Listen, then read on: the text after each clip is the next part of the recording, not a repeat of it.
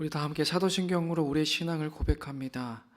전능하사 천지를 만드신 하나님 아버지를 내가 믿사오며 그 외아들 우리 주 예수 그리스도를 믿사오니 이는 성령으로 잉태하사 동정녀 마리아에게 나시고 본디오 빌라도에게 고난을 받으사 십자가에 못 박혀 죽으시고 장사한 지 사흘 만에 죽은 자 가운데서 다시 살아나시며 하늘에 오르사 전능하신 하나님 우편에 앉아 계시다가 저리로서 산 자와 죽은 자를 심판하러 오시리라.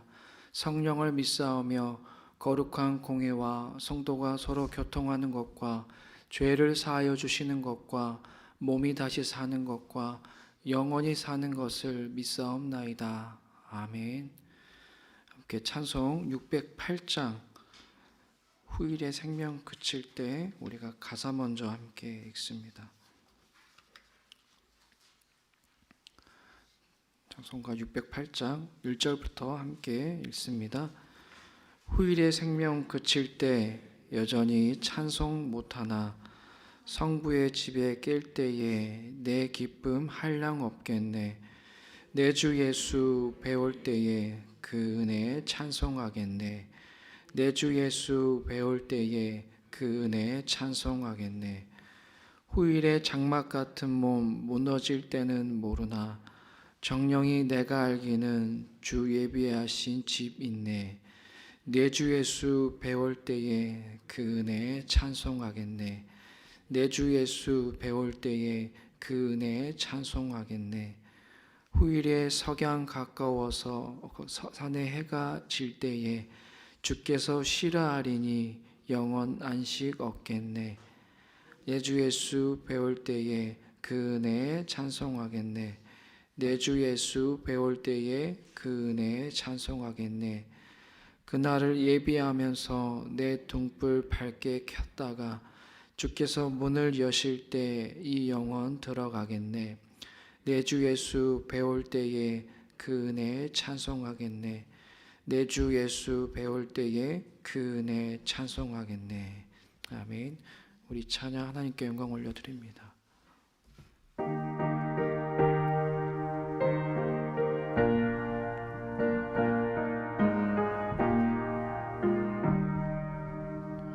후일의 생명 그칠 때 여전히 찬송 못하나 성부의 집에 갤 때에 내 기쁨 한량 없겠네.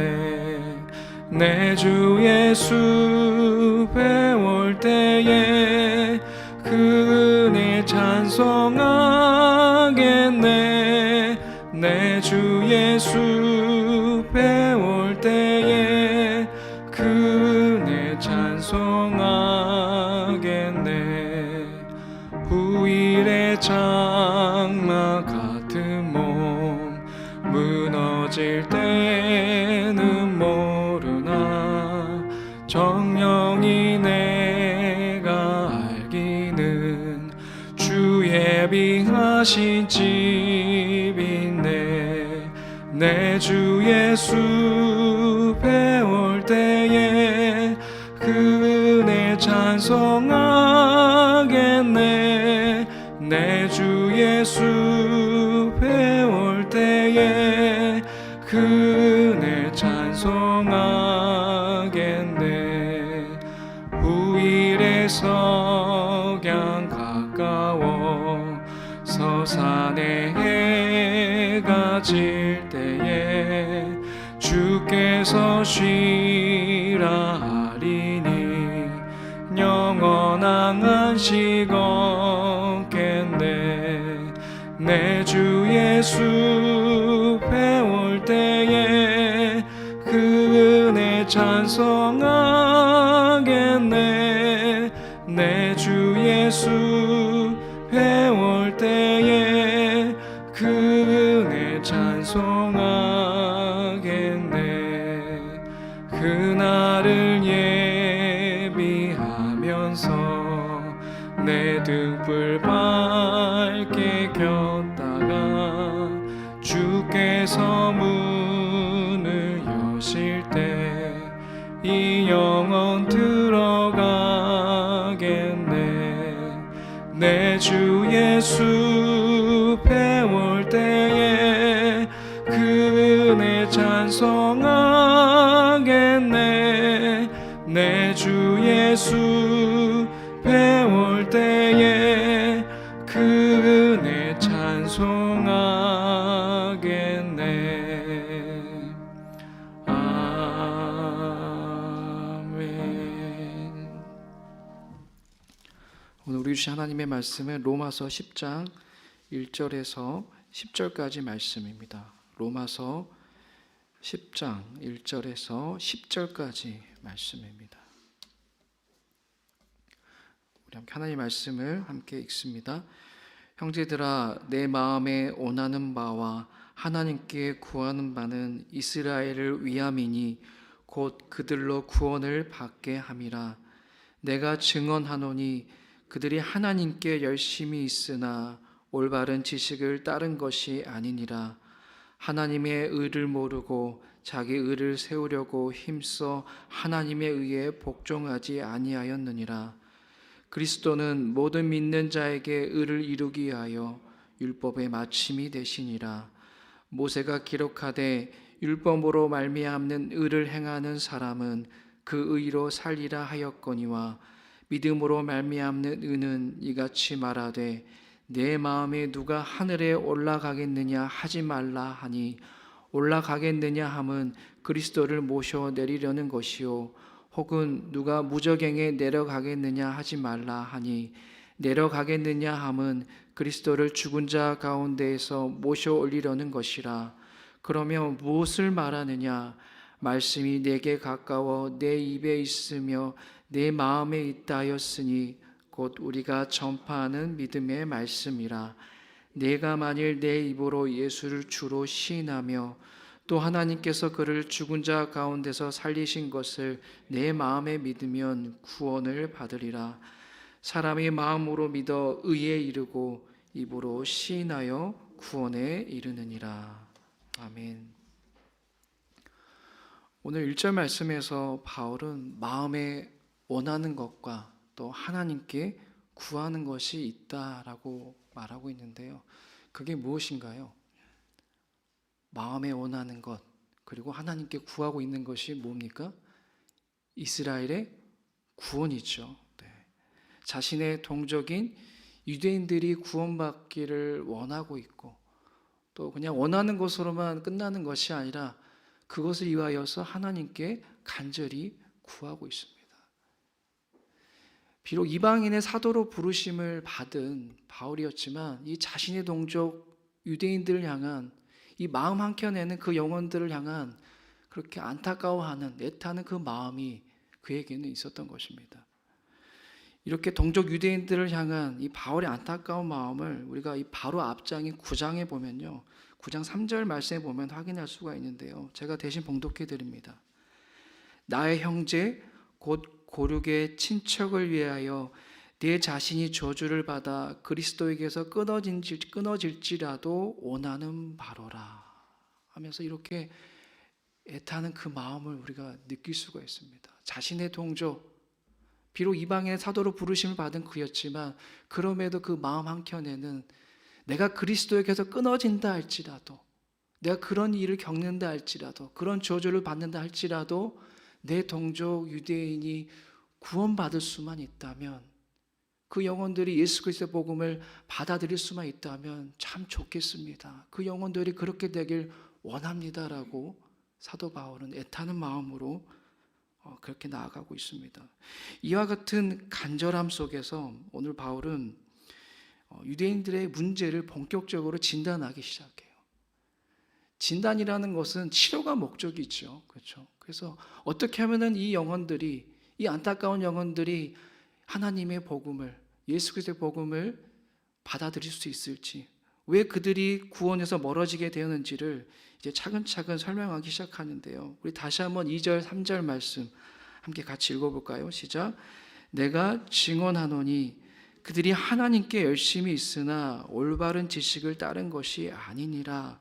하나님의 의를 모르고 자기 의를 세우려고 힘써 하나님의 의에 복종하지 아니하였느니라. 아멘. 바울이 다시 자신의 동족 유대인들에게 내린 진단은 두 가지예요. 하나는 열심은 있으나 올바른 지식을 따르지 않았다는 것. 그리고 또 한 가지는 뭡니까? 자기 의를 세우려다가 하나님의 의에 복종하지 않았다. 이렇게 두 가지를 진단을 내리고 있습니다. 열심이라는 게 뭡니까, 여러분? 무언가에 집중하고 거기에 온 신경과 정신을 주목하여서 어쨌든 거기에 빠져 있는 것을 말하죠. 열심히 열심을 다하여서 열정을 다하여서 무언가를 하는 것을 우리가 열심이다라고 이야기를 하는데, 열심 그 자체가 문제가 되지는 않습니다. 문제는 내용이에요. 그 열심이 올바른 지식을 가지고 하고 있느냐는 것입니다. 유대인들은 올바른 지식 없이 무작정 열심히만 하다가 그들은 어떻게 되었습니까? 이 율법주의 종교 생활에 빠지게 되었어요. 그들은 하나님의 의가 무엇인지도 모르면서 자신들의 의를 앞세우다가 자신들의 의를 세우기에 힘쓰다가 결국 하나님의 의에 복종하지 않게 된 것입니다. 사실 이와 같은 진단은 바울 자신의 체험에서 나오는 고백이에요. 우리가 잘 알고 있듯이 바울이 예수님을 만나기 전까지의 모습은 어떠했습니까? 하나님에 대한 신앙의 열심은 있었어요. 그렇죠? 예수님 믿기 전까지는 열심이 있었습니다. 바울 스스로가 하나님을 잘 섬기는 줄 알았어요. 자기 자신이 생각할 때는. 우리가 알고 있듯이 율법에 대한 열심이 있었죠. 율법을 배우는 일에 열심이 있었고 또 율법을 지키는 일에 그는 정말로 열심이었습니다. 그는 심지어 예수 그리스도를 박해하는 이들을 예수 그리스도를 믿는 자들을 박해하기도 하였고, 또 다메섹 도상으로 가는 그 예수님을 만나기 전에 그는 다메섹 도상에서도 예수 그리스도를 믿는 자를 박해하기 위해서 적극적으로 나서기까지 하였습니다. 이처럼 그의 열심이라는 것은 잘못된 열심이었던 것입니다. 하지만 예수님을 만나고 난 후에 자신의 열심이라는 것이 오히려 하나님의 일을 방해하고 있다라는 것을 깨닫게 되죠. 그래서 주님을 만나게 된 이후로 그의 삶은 180도로 바뀌게 되었습니다. 그 전에 열심이라는 것이 생명을 죽이는 열심이었다면 예수님을 만나게 된 이후에는 생명을 살리는 열심으로 뒤바뀌게 된 것입니다. 계속해서 바울은 이렇게 자신의 체험에서 깨닫게 된 지식 없는 열심보다 더 중요한 이 복음의 올바른 지식이 무엇인지를 설명합니다. 우리 4절 말씀에 그 설명이 나와 있는데요. 4절도 같이 읽어볼까요? 시작. 그리스도는 모든 믿는 자에게 의를 이루기 위하여 율법의 마침이 되시니라. 아멘. 바울이 체험에서 깨닫게 된 이 복음의 올바른 지식이라는 게 무엇입니까? 지금 우리가 방금 확인했듯이 예수 그리스도가 오심으로 율법은 마침이 되었다. 즉 끝이 되었다라는 거예요. 율법이 마침이 되었다, 끝이 되었다라는 것은 율법이 필요 없다라는 것을 말하는 것이 아닙니다. 율법이 필요 없다는 것을 말하는 것이 아니라 율법의 진정한 목적이 드러났다라는 거예요. 그러니까 예수 그리스도가 이 땅에 오심으로 말미암아 율법이 본래 가지고 있던 목적이 드러나게 되었다라는 그런 의미입니다. 그러면 그 율법의 목적이 무엇이겠습니까? 이미 앞부분에서 바울은 율법이 필요한 이유를 이렇게 설명하고 있어요. 제가 로마서 3장 20절 말씀을 봉독해 드립니다. 그러므로 율법의 행위로 그의 앞에 의롭다 하심을 얻을 육체가 없나니 율법으로는 죄를 깨달음이니라. 아멘. 율법의 목적은 두 가지입니다. 우리의 죄를 깨닫게 해주는 거예요. 첫 번째는 율법을 통하여서 우리 죄를 깨닫게 됩니다. 두 번째는 뭡니까? 그 율법을 통하여서 우리 죄를 깨달아도 내 힘 가지고는 그 율법을 온전하게 지켜 행할 수 없다라는 것을 율법을 통해서 알게 된다는 겁니다. 실제로 그렇지 않습니까? 우리가 율법이라는 말씀이라는 거울 앞에 서게 되면 어떠한가요? 우리가 가지고 있는 추악한 죄들이, 죄악된 모습들이 드러나게 되죠. 내가 가지고 있는 은밀한 나의 죄들이 율법이라는, 이 말씀이라는 거울 앞에 속속히 밝히 드러납니다. 그렇게 죄악된 모습이 드러난 내 모습을 보면서 우리는 뭘 느끼게 됩니까? 내 힘 가지고는, 내 능력 가지고는, 내 의 가지고는 이 죄를 극복할 수 없다라는 것을 깨닫게 되죠. 내가 그렇게 애쓸수록, 그 죄를 극복하게 노력할수록 나는 너무나도 연약하고 유한하고 부족하다라는 것을 우리는 절감하게 됩니다. 오히려 나라는 존재는 이 죄의 굴레에서 벗어날 수 없다라는 것을 깨닫게 되죠. 이게 바로 바울이 말하는 율법으로 말미암는 의의 한계입니다. 율법으로는, 우리 힘으로는 결코 의로운 자가 될 수 없다라는 거죠. 오늘 5절 말씀에서 그 의를 설명하고 있는데 5절 말씀을 또 같이 읽어볼까요? 시작. 모세가 기록하되 율법으로 말미암는 의를 행하는 사람은 그 의로 살리라 하였거니와. 아멘. 자, 이 말씀을 언뜻 보면은 이런 것 같아요. 율법을 행하면은 뭐 복을 받게 되고 살게 된다. 마치 뭐 긍정적인 의미가 있는 것 같은데 실은 이런 의미예요. 율법을 행하지 않으면은 죽을 것이라는 의미입니다. 자, 율법을 행하면 살게 된다는 거니까 그 반대는 뭐겠어요? 율법을 행하지 않으면, 율법을 너희들이 지키지 못한다면 죽게 될 거다라는 그런 의미죠. 그래서 메시지 성경을 보면요, 이렇게 5절 말씀을 풀이하고 있습니다. 모세가 기록했듯이 한사코 율법 조문을 이용해 하나님 앞에 바로 서겠다는 자들은 곧 그렇게 사는 것이 결코 쉽지 않다는 사실을 알게 됩니다 라고 풀이하고 있습니다. 이처럼 율법을 온전히 지킴으로 하나님 앞에 의롭게 될 수 있다라는 것은 마치 사막의 신기루와 같은 이야기예요. 말도 안 되는 이야기입니다. 아무리 그렇게 행하여도 결국은 다다르지 못할 요원한 목표입니다. 하지만 그 길만이 유일한 길이 아닙니다. 우리에겐 또 다른 의의가 있죠. 그게 뭡니까? 믿음으로 말미암는 의의가 있습니다. 우리에겐 또 다른 길이 있어요. 사도 바울은 이 믿음으로 말미암는 의의를 설명하기 위하여서 신명기 30장의 말씀을 인용했는데요. 오늘 우리가 함께 읽은 6절에서 8절까지 말씀이 바로 바울이 인용한 말씀인데 간단하게 풀이하면은 이런 말씀입니다. 구원을 얻기 위해서 우리가 무언가를 힘들게 해야 할 필요가 없다라는 것입니다. 그냥 그 이야기를 하고 있어요. 구원을 얻기 위해서 너희들이 무언가를 할 필요가 없다. 무언가에 힘쓸 필요가 없다라는 걸 이야기하고 있어요. 우리가 구원을 얻기 위해서 오늘 말씀에 보면 그렇지 않습니까? 하늘에 계시는 예수 그리스도를 모실 필요가 없어요. 우리가 구원을 얻기 위해서 지금 하늘에 계시는 예수 그리스도를 모실 필요도 없고 또 죽으신 예수님을 우리가 다시 살리기 위하여서 오늘 표현해 보면 무저갱이라 했죠. 뭐 죽음의 세계까지 내려갈 필요도 없다라는 것입니다. 우리는 그저 예수 그리스도의 복음을 믿기만 하면, 그저 예수 그리스도를 믿기만 하면 하나님께서 우리를 의롭다고 인정해 주신다는 것입니다. 이것이 바로 오늘 말씀하시는 하나님의 의입니다. 오늘 하나님께서는 사도 바울을 통해 우리에게 이렇게 말씀하시는 것과 같아요. 너의 부족함과 너의 연약함을 내가 안다. 그래서 내가 왔다. 나를 믿기만 하면은 너의 모습이 어떠하든지 간에 너는 나로 말미암아 나의 백성이 되고 나의 자녀가 될 것이다 라고 오늘 그렇게 사도 바울을 통해서 우리 주님이 말씀하시는 것입니다. 바로 이게 예수 그리스도의 복음에 나타난 하나님의 의이며 복음의 올바른 지식인 것입니다. 이제 바울은 실제로 구원을 받는 구체적인 방법을 이야기하고 있는데요. 오늘 이제 9절, 10절 말씀인데 두 구절 말씀 같이 한번 읽어볼까요? 9절, 10절 말씀입니다. 시작. 내가 만일 내 입으로 예수를 주로 시인하며 또 하나님께서 그를 죽은 자 가운데서 살리신 것을 내 마음에 믿으면 구원을 받으리라.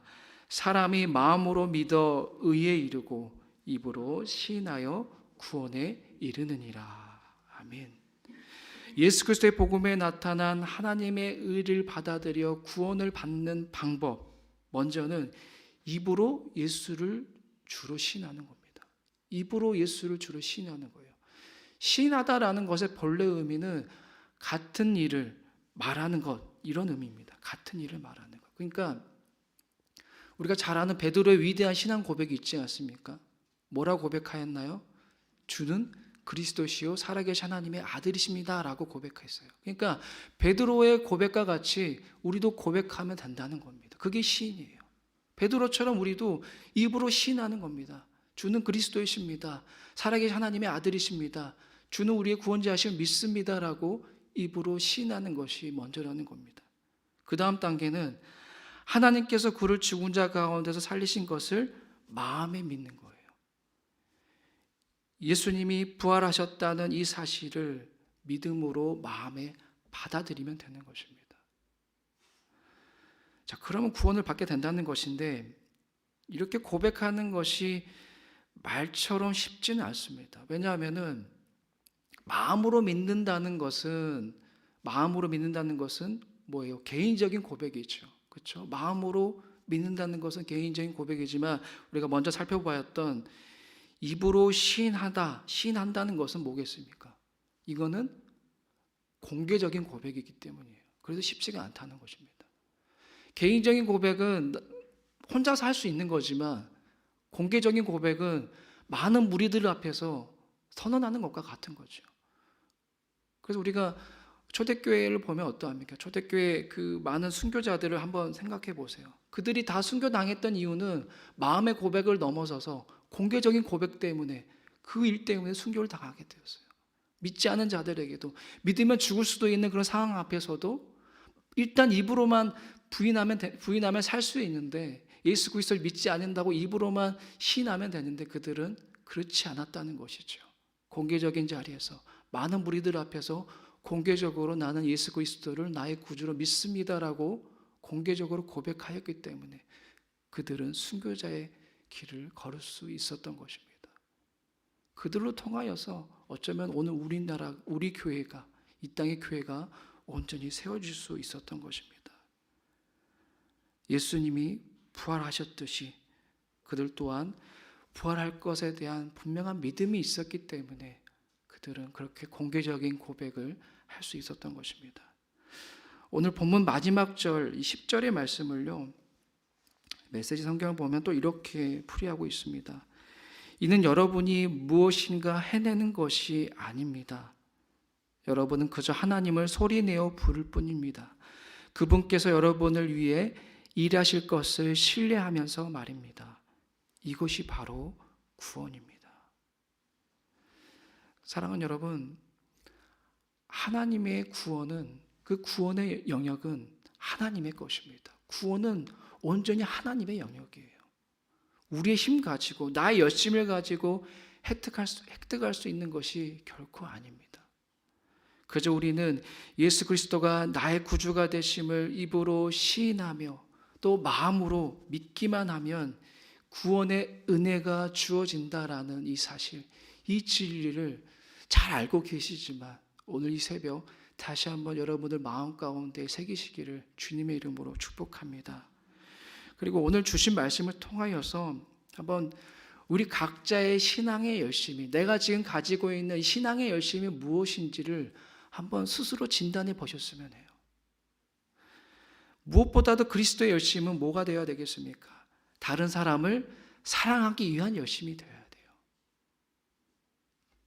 이웃을 구원하기 위한 열심이 되어야 합니다. 그런데 내가 가지고 있는 신앙의 열심이라는 것이 지금 행여 다른 사람을 살리는 것이 아니라 다른 사람의 생명을 주기 위한 열심은 아닌지, 내 욕심을 채우기 위한 열심이 아닌지를 오늘 말씀을 비춰보면서 우리 각자의 신앙의 그 열심을 살펴보시기를 바랍니다.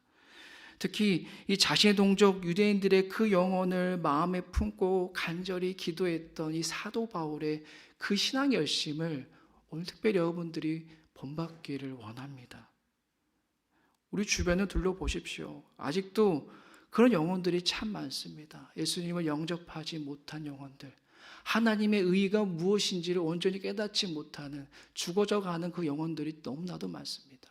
오늘 그 영혼들을 향하여서 사도 바울과 같은 그 신앙의 열심과 뜨거운 심장을 가지고 앞으로 나가셨으면 좋겠어요. 그 영혼들 위해 기도하고 그 영혼들 위하여서 하나님의 구원의 소식을 전할 수 있는 저 여러분들이 되시기를 주님의 이름으로 축복합니다.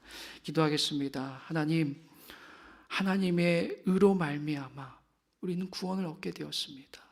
예수 그리스도가 나의 구원자이심을, 예수 그리스도의 그 부활로 말미암아 죄와 사망의 권세가 무너졌음을, 아버지, 이 놀라운 복음의 소식, 복음에 기록된 그 하나님의 의를 아버지, 우리가 온전히 믿기를 원합니다.